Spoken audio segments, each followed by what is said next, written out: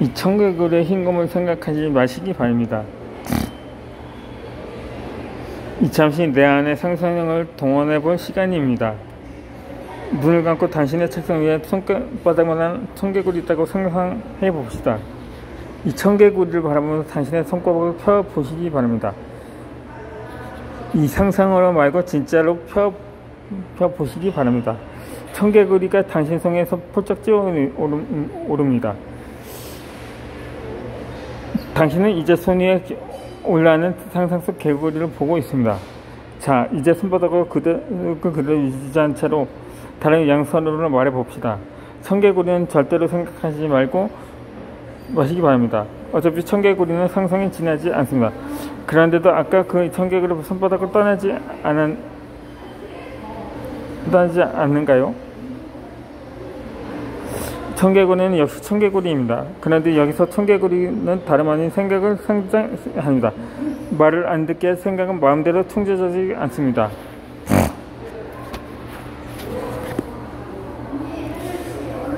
심리학자 데니얼 웨그너는 청개구리 같은 생각의 특성을 실험을 통해서 보여주었습니다. 여기서는 청개구리 대신 흰검이 등장합니다. 이 실험으로 그는 한 그룹에 무엇이든지 자유롭게 생각하고 말하되 흰검에 대해서만은 생각하지 않도록 했습니다.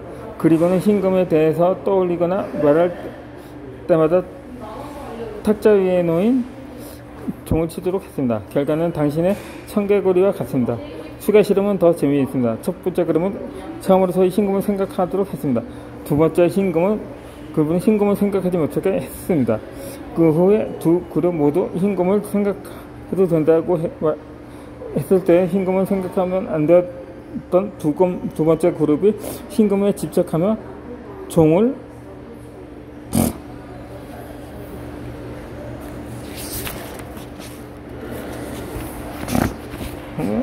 두들게 됐습니다.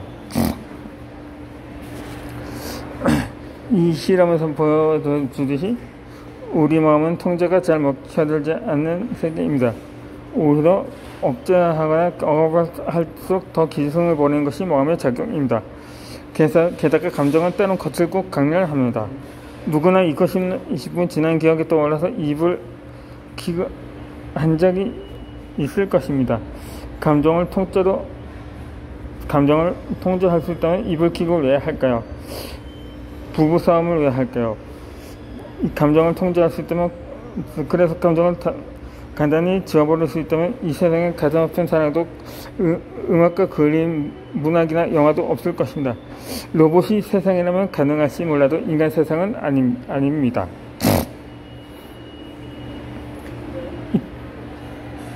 이어서 통제 욕구를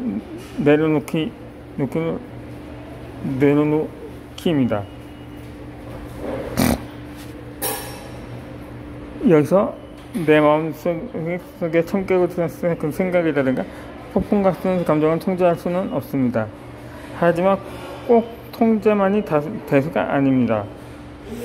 다른 방법은 그들이 저절로 사라질 때까지 기다리는 것입니다. 어려울 것 같다고 생각될 수도 있겠지만 당신의 청개구리는 어디 갔는가요? 책을 조금 더 읽어가는 사이에 청개구리에 대한 당신의 생각은 이미 어디론가 흘러가 버렸을 것입니다. 이는 감정도 마찬가지입니다. 앞서서 감정 롤러코스터 이야기에서 잠시 나왔던 것처럼 감정의 수명은 길어야 90초입니다. 아무리 강렬한 감정이라도 90초가 지나면 그 강력함은 사그라듭니다. 차물이 세 번이면 살이 맺는다는 속담은 바로 이런 감정의 특성을 간파한 옛사람들의 지혜입니다. 에서 붙잡지 않으면 생각도 감정도 곧 흩어집니다.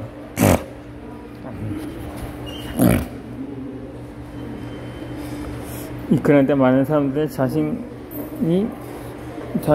생각과 감정을 통제하려고 애쓰고 있다는 것을 깨닫지조차 못합니다.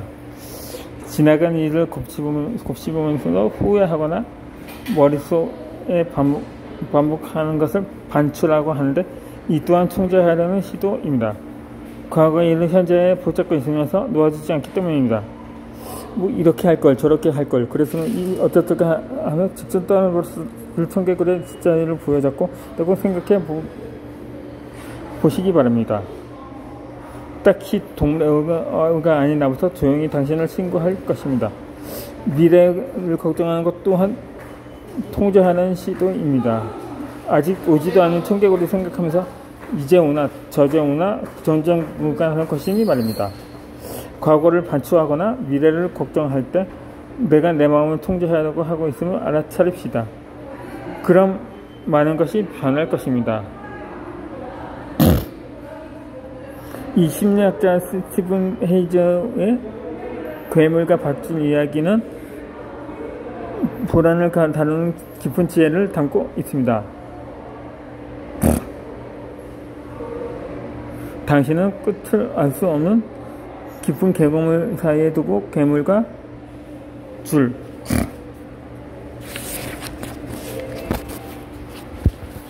다리기를 하고 있다. 무시무시한 괴물과의 줄다리기는 불안과 공포 그 자태다. 당신은 계곡으로 떨어지지 않으려고 있는 힘을 다해 밧줄을 잡아당긴다. 하지만 괴물의 힘을 당해내기에는 역부족이다. 오히려 점점 계곡으로 끌려간다. 이때 당신이 할 수 있는 일이 있다. 바로 붙잡고 있는 밧줄을 놓는 것. 그냥 괴물과 줄다리지 하지 않기로 먹는 것이다.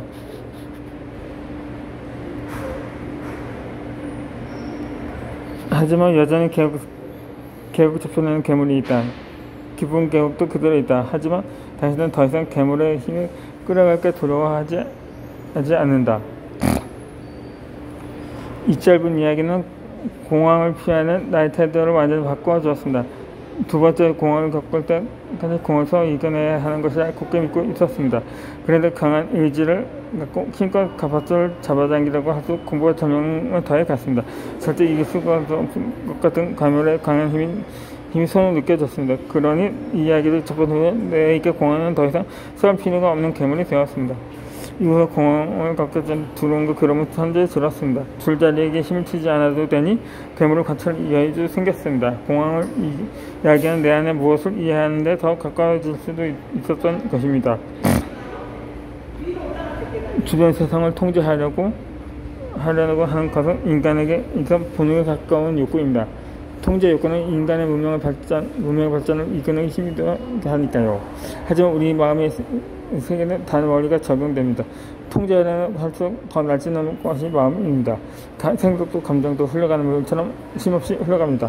붙잡지 않고 가만히 흘러가기를 기다리며 곧 어떨 때처럼 소리 없이 가버릴 것입니다. 이처럼 통제 욕구를 내려놓으면 불안을 다스리고 내 마음과도 좋은 관계를 맺을 수가 있습니다.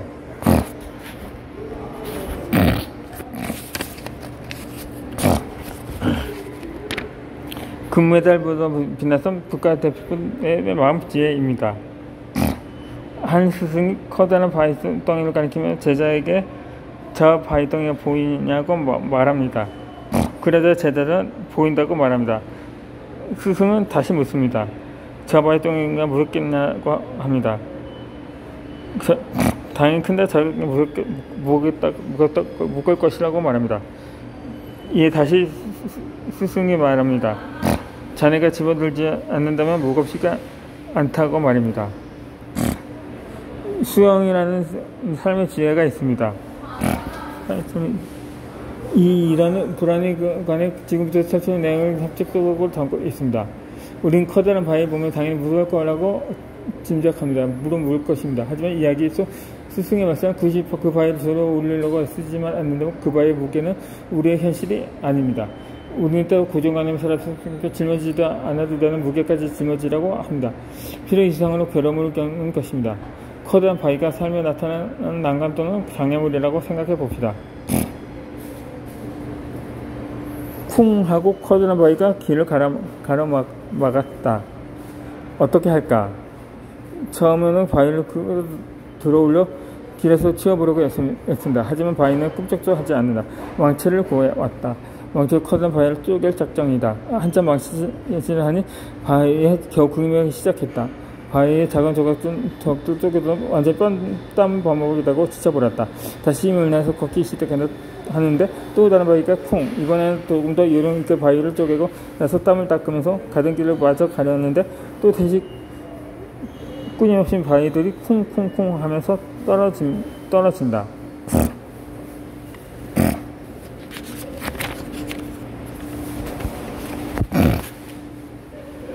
이 이야기는 사람들이 흔히 겪는 이상사에 대한 비유입니다. 가장 지루한 방법은 바위가 거기 있다는 것을 인정하는 것입니다. 일부러 바위를 옮기거나 부수라고 하지 말고 피해가거나 넘어서 지나가면 되는 것입니다. 이것을 심리학 용어로 수용이라고 합니다. 이 수용한다는 것은 다른 말로 하면 주어진 현실과 싸우지 않는다는 뜻입니다. 현실과 싸우라고 하는 사람들은 고통받게 되어 있습니다. 현실은 이미 있는 것입니다. 내 앞에 떨어진 커다란 바위가 현실입니다. 바위로 있는 그대로 인정하면 그것과 싸우지 않고 지나갈 수 있는 방법을 찾게 됩니다.